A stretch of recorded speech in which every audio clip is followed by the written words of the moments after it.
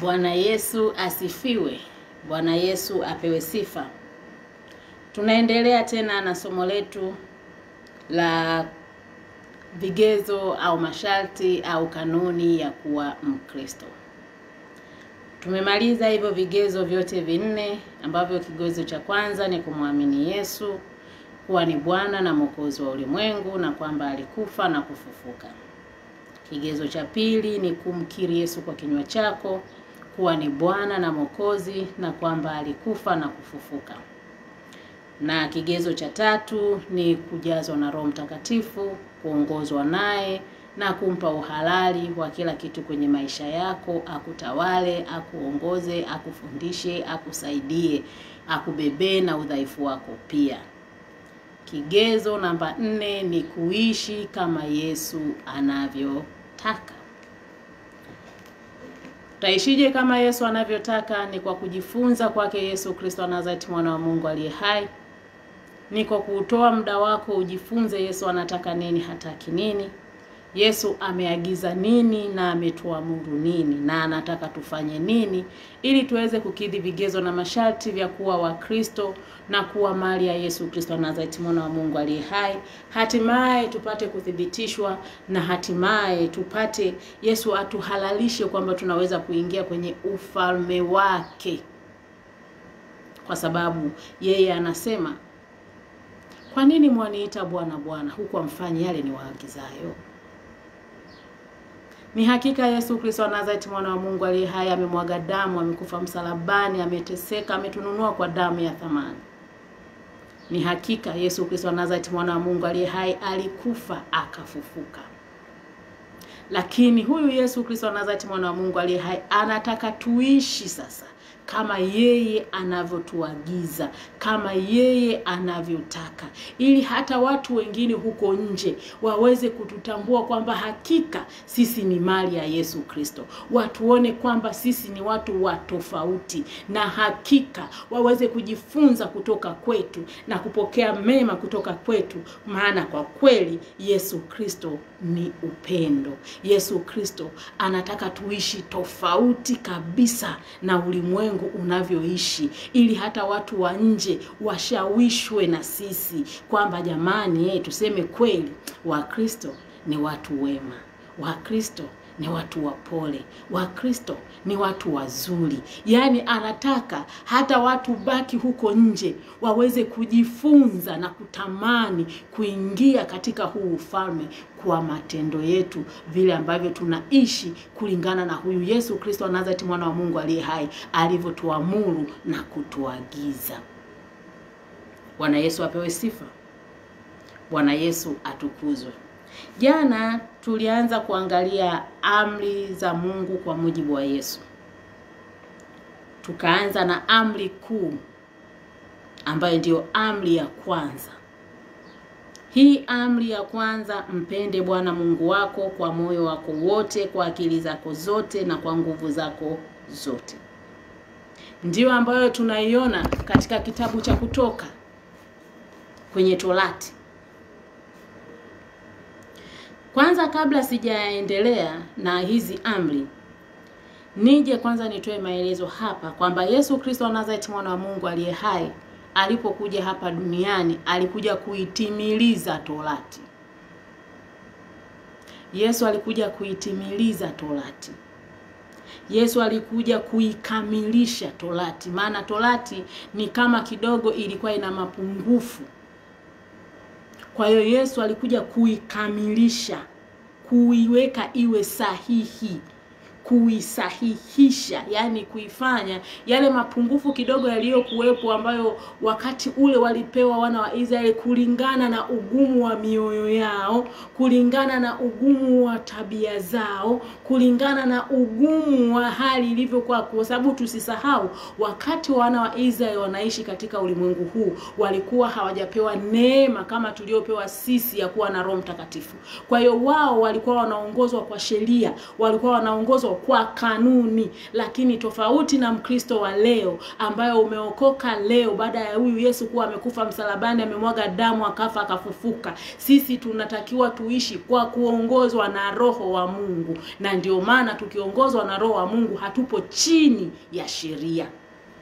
Bwana Yesu apewe sifa. Bwana Yesu atukuzwe. Na ndio maana sasa unakuta utofauti wa yule mtu aliyokuwa anaishi wakati ule kabla ya Yesu na huyu mtu anayeishi baada ya kufa huyu Yesu. Hawa ni watu wawili tofauti sana. Tofauti sana. Wale walikuwa wanaishi kwa sheria. Yaani ni kwamba mwanadamu asipowekewa sheria hawezi akafanya ile ambayo anatakiwa afanye. Kwa hiyo wale walikuwa wanaishi kwa sheria ili wapate tu kumtii huyu Mungu na kumuishia huyu Mungu, kwa sababu bila hivyo manake wangejiishia tu vile ambavyo wangeweza kuwa wanaishi. Lakini tofauti na huyu mtu ambaye au huyu Mkristo ambaye amekuja kumpokea Yesu baada ya Yesu kuwa alikufa na kufufuka kwenye hichi kipindi cha neema, sisi hatuongozwi kwa sheria. Sisi tunaongozwa na Roho Mtakatifu. Kilichozaliwa kwa roho ni roho. Kwa hiyo kilichozaliwa kwa mwili ni mwili. Ndio maana kwenye video zilizotangulia nimesema kwamba tunaishi ulimwengu wa roho unaothibitika kwenye ulimwengu wa mwili. Kwamba sisi hatuongozwi na matendo ya sheria. Matendo ya sheria ni matendo ya mwili. Sisi sio wa mwilini. Sisi tunaongozwa na Roho Mtakatifu. Kwa hiyo sisi maisha yetu ni ya rohoni zaidi. Maisha yetu sisi ni ya rohoni zaidi. Kwa hiyo ndio maana unakuta tunajifunza kwa Yesu. Ukiangalia Yesu mafundisho yake yote alikuwa anatudhihirishia kabisa kwamba tunaishi ulimwengu wa roho unaothibitika ulimwengu wa mwili. Kwa sababu yeye alikuwa habezi kwenye matendo. Yeye anabezi kwenye nia ya ndani. Bwana Yesu apewe sifa. Tutaangalia Mathayo 5 kama utangulizi. Mathayo 5:17 hadi 20. Nitasoma hapo katika jina la Yesu. Mathayo 5:17 hadi 20. Neno la Mungu linasema, msidhani ya kuwa nalikuja kuitangua Torati au manabii. La, sikuja kuitangua bali kutimiliza. Kwa maana amin nawaambia, mpaka mbingu na nchi zitakapoondoka, yodi moja wala nukta moja ya Torati haitaondoka hata yote yatimie. Basi mtu yoyote atakayevunja amri moja katika hizi zilizo ndogo na kuwafundisha watu hivyo, ataitwa mdogo kabisa katika ufalme wa mbinguni. Bali mtu yoyote atakayezitenda na kuzifundisha, huyo ataitwa mkubwa katika ufalme wa mbinguni. Maana nawaambia ya kwamba haki yenu isipozidi hiyo haki ya waandishi na Mafarisayo, hamtaingia kamwe katika ufalme wa mbinguni. Bwana Yesu apewe sifa. Yesu hakuja kuitangua Torati hakika, bali alikuja kuitimiliza, kuifanya iwe sahihi, kuikamilisha. Yani yale mapungufu ambayo Torati ilikuwa nayo akaja kuikamilisha. Na hata hiyo ndio kweli, amina na kweli. Kwa sababu gani? Hata ukisoma kutoka kitabu cha Mwanzo utaona jinsi walivyokuwa wanamzungumzia Yesu, kwamba Yesu atakuja, Kristo atakuja, atarekebisha hiki, atafanya hivi, atatoa maongozi, atafanya hivi, na ndivyo alivyofanya. Bwana Yesu apewe sifa. Kwa hiyo ametupa mafundisho yake ili tupate kuyashika hayo na tuishi kwa hayo, ili tupate kukidhi vigezo na masharti vya kuwa mali yake. Bwana Yesu apewe sifa. Kwa hiyo jana tulianza kuangalia amri za Mungu kwa mujibu wa Yesu Kristo. Kwa mujibu wa Yesu, amri ya kwanza ni mpende Bwana Mungu wako kwa moyo wako wote, kwa akili zako zote na kwa nguvu zako zote. Nikaweka na maandiko hapo tukasoma. Tutaenda kuangalia hiyo amri ya kwanza ya mpende Bwana Mungu wako, ambayo Yesu amekuja amesema mpende Bwana Mungu wako kwa moyo wako wote. Kwenye Torati ilikuwaje? Tutasoma kutoka 20:1 hadi 7. Kutoka 20. Kutoka 20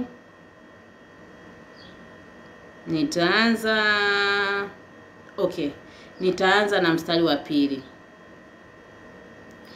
Mstari wa 2 unasema, Mimi ni Bwana Mungu wako niliyekutoa katika nchi ya Misri, katika nyumba ya utumwa. Mstari wa 3. Usiwe na miungu mingine ila mimi.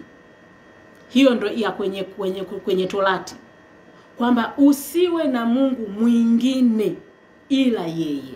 Anasema mstari wa 4, usijifanyizie sanamu ya kuchonga, wala mfano wa kitu chochote kilicho juu mbinguni, wala kilicho chini duniani, wala kilicho majini chini ya dunia. Usivisujudie wala kuvitumikia, kwa kuwa mimi Bwana Mungu wako ni Mungu mwenye wivu, na wapatiliza wana maovu ya baba zao hata kizazi cha 3 na cha 4 cha wanichukiao. Nami na warehemu maelfu wanipendao na kuzishika amri zangu. Bwana Yesu apewe sifa. Yesu alipokuja, amri hiyo hiyo alirahisisha tu. Akasema, mpende Bwana Mungu wako kwa moyo wako wote, kwa akili zako zote, na kwa nguvu zako zote. Yaani, ukimpenda Bwana Mungu wako kwa moyo wako wote, kwa akili zako zote, na kwa nguvu zako zote, hautafanya kitu kingine chochote kikawa ndiwe Mungu wako. Kwa sababu chochote unachokipa nafasi ya kwanza kwenye maisha yako, hicho ndicho Mungu wako. Na ndicho hicho ambacho kinampa Mungu wivu. Kwa sababu nafasi ya Mungu unakuwa umekipa hicho kitu. Iwe ni mtoto, iwe ni mali, iwe ni ndoa, iwe ni wazazi, iwe ni biashara, iwe ni wewe mwenyewe. Bwana Yesu apewe sifa. Hata wewe mwenyewe unaweza ukajifanya kama utafikiri una nafasi kubwa kuliko Mungu. Takiwa umpende Mungu kwa moyo wako wote, akili zako zote, na nguvu zako zote. Hiyo tumeangalia jana, tumepita kipengele hicho, hatuwezi kurudia. Leo tunaingia kwenye amri ya pili kwa mujibu wa Yesu. Amri wa pili kwa mujibu wa Yesu: mpende jirani yako kama nafsi yako. Mpende jirani yako kama nafsi yako. Mpende jirani yako kama nafsi yako.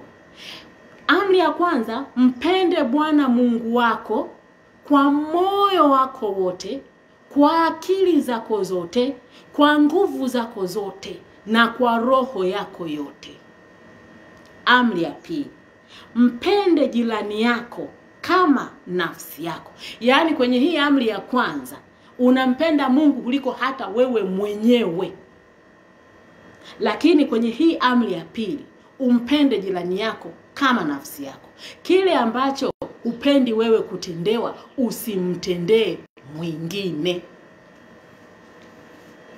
Kile ambacho upendi wewe kutendewa, usimtendee mwingine. Kile unachopenda wewe kutendewa, ndicho hicho umtendee mwingine. Hiyo ndiyo maana ya kumpenda jirani yako kama nafsi yako. Usimpende jirani yako kuliko nafsi yako. Hii naomba iweke akilini. Utakufa. Ukimpenda kama nafsi yako, hata akikutenda mabaya kiwango gani, hayata kuumiza kwa kiwango kikubwa, kwa sababu utakuwa umempenda tu kwenye mipaka kama nafsi yako. Anayetakiwa kupendwa kuliko hata nafsi yako ni Mungu pekee. Huyo anastahili kupendwa kuliko nafsi yako, kwa sababu usipoichukia nafsi yako haumstahili huyu Yesu. Ukipenda nafsi yako, kwa sababu anasema kwenye maandiko kwamba atakaye kuiokoa nafsi yake ataiangamiza. Bwana Yesu apewe sifa. Lazima watu hii tuiangalie kwa makini. Hii ni injili ngumu. Hii sio injili ya pokea magari, pokea majumba, pokea safari za Ulaya, pokea wapi. Hii ni habari njema. Hii ni kweli ya Kristo. Tunaihubiri kweli ya Kristo. Tunamhubiri Yesu Kristo mwenyewe, kile alichokisema, kile anachokitaka, na kile alichoagiza tukifanye. Yaani ukifanya haya tunayoyaongea, hata kama kwa mfano haujawahi hata kutamka neno lolote la kuhusu Yesu, ukifanya haya automatically unakuwa connected na ulimwengu wa roho. Mambo ya kimungu yanaanza kukufata, kama vile alivyokuwa Kornelio. Kornelio alikuwa hajamwamini Yesu. Kornelio alikuwa hajui habari zozote za Yesu, lakini alikuwa anatenda kama Yesu aliyoyaagiza. Mbingu ikamtafuta. Bwana Yesu apewe sifa. Bwana Yesu atukuzwe. Ukifanya yale uliyoagizwa ufanye, yani hata kama uko wapi, neema itakutafuta tu. Neema ya Kristo itakutafuta. Bwana Yesu apewe sifa. Bwana Yesu apewe sifa. Bwana Yesu atukuzwe. Bwana Yesu ahimidiwe milele. Amen, amen. Maana peke yake ndo anastahili kutukuzwa. Mpende jirani yako kama nafsi yako. Nitaenda chapuchapu kwenye maandiko. Hii amri ya mpende jirani yako kama nafsi yako tutaiangalia pia na kwenye Torati ilisema nini? Kwenye Torati ilisema nini? Nitaanza na Kutoka hiyo 20. Yes. Kutoka 20.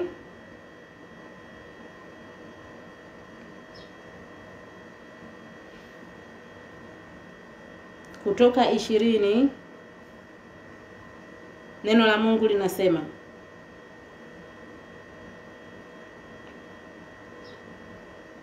mstari wa 16 hadi 17.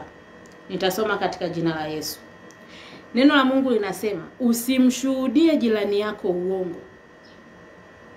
Mstari wa 17. Usiitamani nyumba ya jirani yako, usimtamani mke wa jirani yako, wala mtumwa wake, wala mjakazi wake, wala ng'ombe wake, wala punda wake, wala chochote alichonacho jirani yako. Hii ni kwa mujibu wa Torati. Kutoka 20:16 hadi 17. Usimshuhudie jirani yako uongo. Usiitamani nyumba ya jirani yako, usimtamani mke wa jirani yako, wala mtumwa wake, wala mjakazi wake, wala ng'ombe wake, wala punda wake, wala chochote alichonacho jirani yako.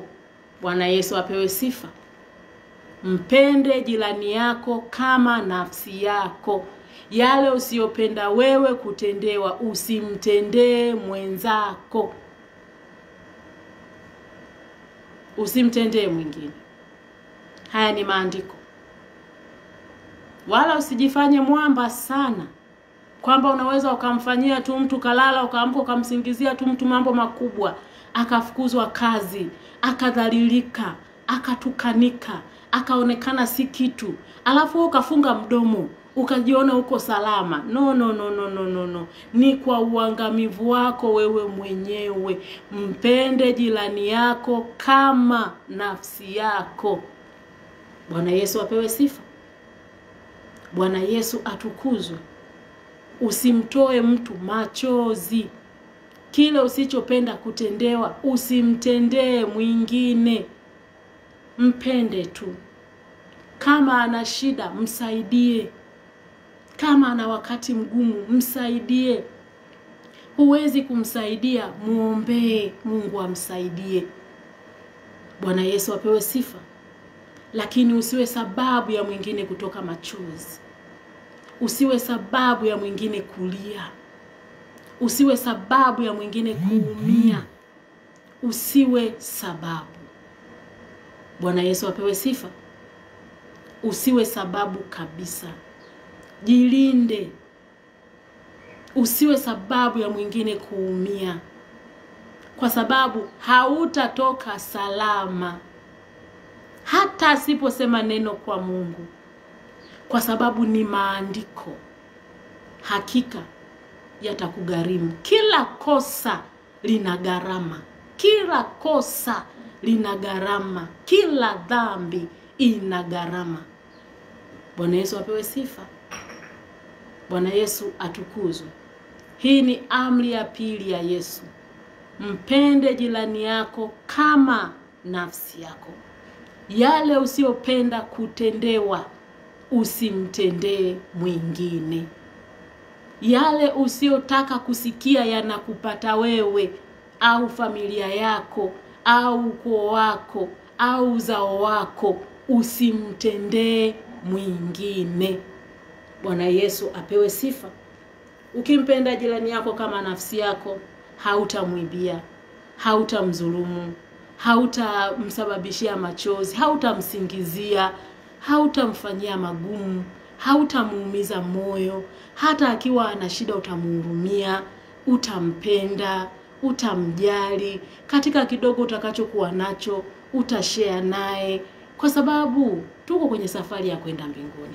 Sisi ni familia kama wana wa Kristo. Sisi ni wamoja, sisi ni familia, especially watu makanisani.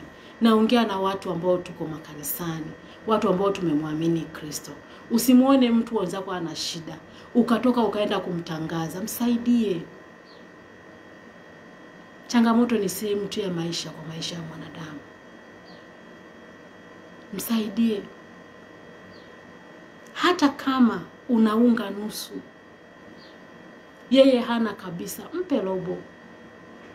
Pika robo, itakutosha hiyo robo na utakula na familia yako na itabaki. Hakika Mungu ni mwaminifu, hatakuacha. Mpende jirani yako kama nafsi yako. Usimuone mtu ana shida ukamwacha tu, ukamtupa tu. Wala usiumize moyo wa mtu. Wala usiumize moyo wa mtu. Usijeruhi moyo wa mtu. Usimuumize mtu. Usifanye mtu akalia. Kwa sababu hata kama akiwa ni mnyonge kiwango gani, hata kama hana uwezo wa kukufanya chochote, kile uwezo wa kukufanya chochote hana, ni hakika, lakini yuko Mungu mwenye uwezo wa kukufanya chochote. Fanya kwa kumuogopa Mungu. Unaweza ukawa una mamlaka yako kazini. Unaweza ukawa uko sehemu yoyote ile una mamlaka. Usimuone tu mtu mnyonge kwa sababu tu ni mnyonge, kwa sababu hana cha kukufanya. Machozi yake, na wakati mwingine hata asipolia, kwa sababu umefanya kitu cha kumuumiza moyo,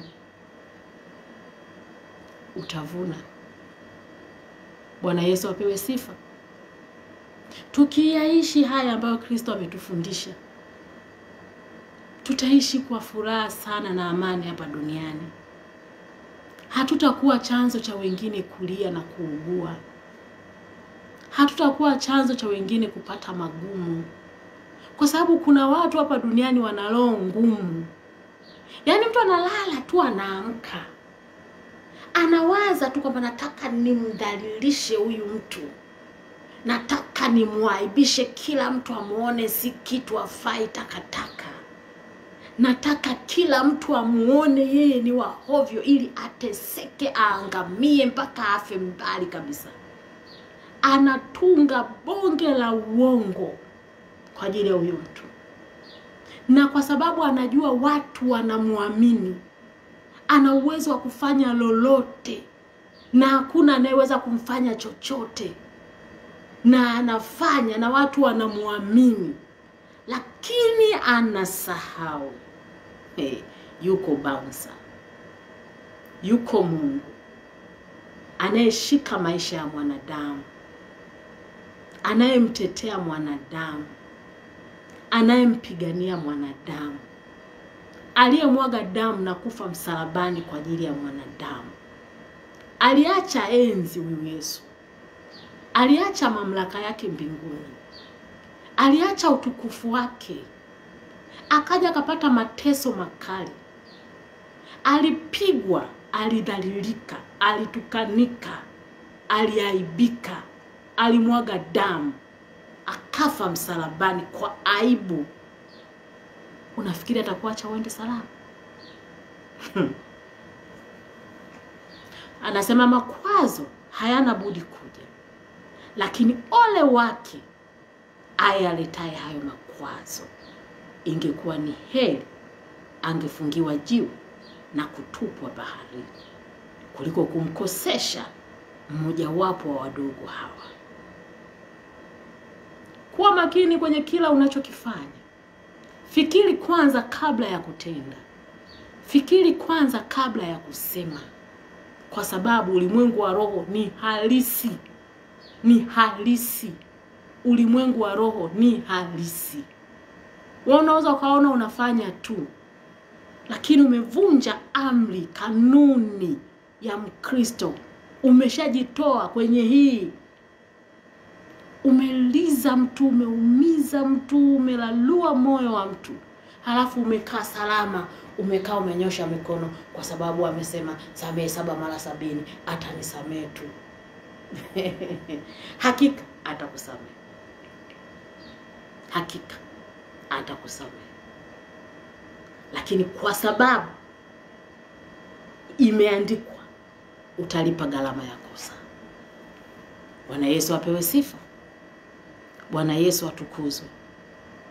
Tukiwa kama Wakristo tulioamua kwenda mbinguni, hata wewe ambaye sio Mkristo, hata wewe ambaye hujampa Yesu bado maisha, tunakukaribisha kwenye maisha haya. Tunakukaribisha kwa huyu Yesu ili uweze kumpa Yesu maisha, ili uweze kuishi kama Yesu anavyotaka. Hebu angalia kwa mfano hata makazini, tukiwa tunaishi katika kweli, watu hakuna kusingiziana, watu hakuna kusemeana mambo mabaya. Imagine hata dunia hii tulikuwa tunamtii huyu Yesu, hakuna kuchukuliana waume za watu, hakuna kuibiana hela, wala kuibiana chochote, wala kuchafuliana sifa, wala kusingiziana. Yaani mtu analala anaamka tu anaanza namchukia mtu, anaanza kumsingizia maneno. Kweli dunia ina mambo mengi. Lakini yote ni kwa sababu ya kutokumtii Kristo. Na gharama ya kosa utalilipa. Utailipa. Kwa sababu maandiko huwa hayaendi bure. Na hakuna shahidi mwaminifu kama dhamiri. Dhamiri, moyo wa mtu ni mwaminifu mno. Utateseka, utaishi kwa tabu. Watu wangapi wamewasingizia watu wengine mpaka wamefungwa jela. Kabisa mtu anatunga tu neno, anatunga tu jambo. Yaani anafikiri ametunga tu ni kitu kidogo. Anasahau kwamba hata maandiko yanasema ulimi ni kiungo kidogo sana, lakini kinaweza kikaua maelfu. Ulimi. Yaani ulimi unaweza ukaua maelfu kuliko hata mtu yule ambaye amechukua kisu akamchoma mtu, atamuua mtu mmoja. Ulimi unaweza kuua maelfu. Ulimi. Watu wamepitia mahali pagumu sana kwenye maisha kwa sababu ya mtu mmoja tu alifungua mdomo, ulimi tu, akamsingizia jirani yake. Akasahau kwamba imeandikwa mpende jirani yako kama nafsi yako.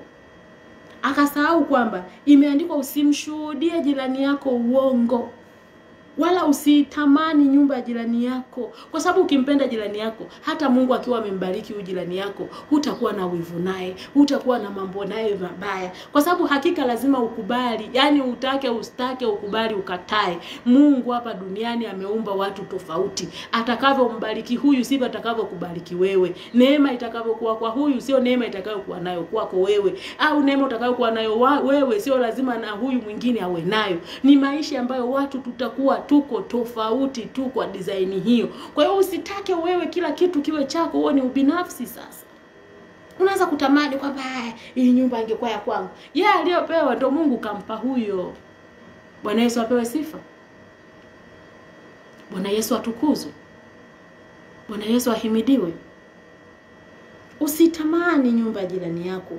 Usitamani mke wa jirani yako, wala mtumwa wake, wala mjakazi wake, wala ng'ombe wake, wala punda wake, wala chochote alichonacho jirani yako. Na wala usimshuhudie uongo. Mpende jirani yako kama nafsi yako. Ngoja tuangalie maandiko. Nitakuja Mathayo 5:43 hadi 48. Bwana Yesu apewe sifa. Tunajifunza habari za Yesu Kristo wa Nazareti, mwana wa Mungu aliye hai. Yeye ambaye ndiye Alfa tena Omega, mwanzo tena mwisho, niko ambaye niko. Yeye ambaye aliacha enzi na utukufu wake mbinguni, akaja kuishi hapa duniani kama mwanadamu, akamwaga damu, akafa msalabani kwa ajili yetu, ili kusudi tupate kustahili kuwa mali yake na kuishi kama vile Yesu anavyotaka, na hatimaye tuurithi ufalme wake. Bwana Yesu apewe sifa. Amen. Mathayo 5:43 hadi 48. Bwana Yesu apewe sifa. Nitasoma katika jina la Yesu. 43, neno la Mungu linasema: mmesikia kwamba imenenwa umpende jirani yako na mchukie adui yako. Lakini mimi nawaambia, wapendeni adui zenu, waombeeni wanaowaudhi.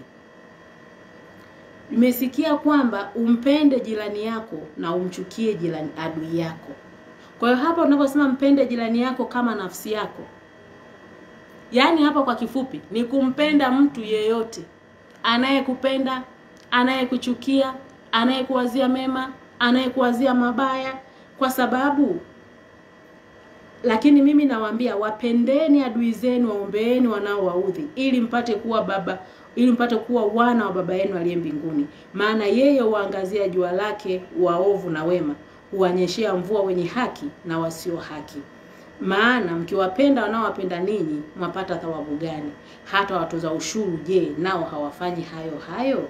Tena mkiwaamkia ndugu zenu tu, mnatenda tendo gani la ziada?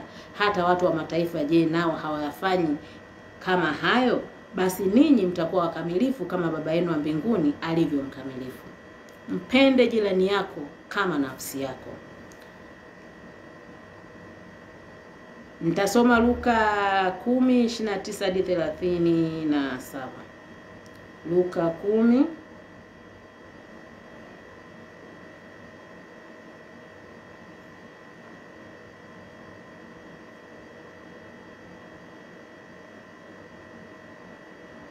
Luka 10:29 hadi 37. 29 hadi 37. Neno la Mungu linasema, naye akitaka kujidai haki alimuuliza Yesu, na jirani yangu ni nani? Yesu alipomwambia mpende jirani yako kama nafsi yako, akamwambia na jirani yangu ni nani? Yesu akajibu akasema, mtu mmoja alishuka toka Yerusalemu kwenda Yeriko, akaanguka kati ya wanyang'anyi, wakamvua nguo, wakamtia jeraha, wakaenda zao wakimwacha karibu ya kufa. Kwa nasibu kuhani mmoja alishuka kwa njia ile, na alipoona alipita kando. Tunamtafuta jirani hapo ni nani? Mstari wa 32. Na Mlawi vivyo hivyo, alipofika pale akamwona akapita kando. Lakini Msamaria mmoja katika kusafiri kwake alifika hapo alipo, na alipomwona alimhurumia. Bwana Yesu apewe sifa. Akakaribia, akamfunga jeraha zake, akazitia mafuta na divai, akampandisha juu ya mnyama wake, akampeleka mpaka nyumba ya wageni, akamtunza.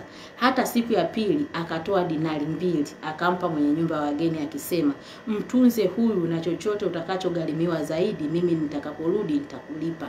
Waonaje wewe katika hao watatu ni yupi aliyekuwa jirani yake yule aliyeanguka kati ya wanyang'anyi? Akasema ni huyu aliyemuonea huruma. Yesu akamwambia, enenda zako nao ukafanye vivyo hivyo, ukawahurumie watu. Bwana Yesu apewe sifa.